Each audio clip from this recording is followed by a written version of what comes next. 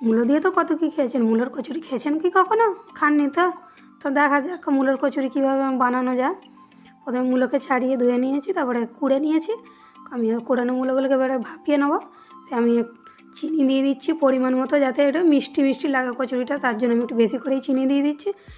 দিয়ে এটাকে একটু ভাপিয়ে নেবো।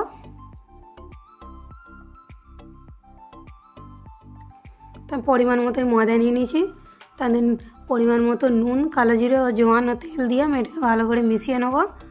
এখানে কালো জিরে ও জোয়ানটা আপনারা চাইলে দিতেও পারেন, নাও পারেন।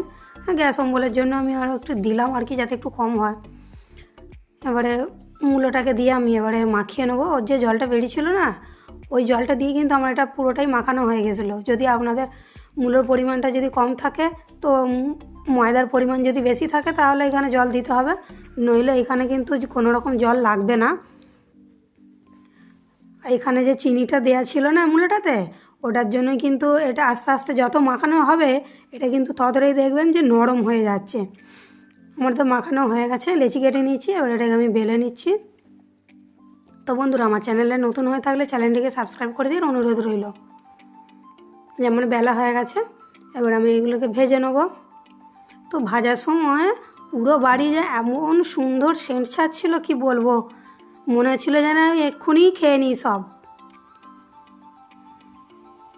তো এইভাবে একবার বানিয়ে দেখবেন, খেতে কিন্তু দারুণ লাগে। গরম গরম তো কোনো তুলনাই নেই, তারপরে ঠান্ডা হলেও তো কোনো ব্যাপার নয়, ওটা বাসি খেতেও কিন্তু এটা দারুণ লাগে। আমাদের তো হয়েছিল যখন হয়েছিল রাত্রেবেলা, তখনও খেয়েছি, আবার প্লাস আবার তারপরের দিনে সকালেও খেয়েছি।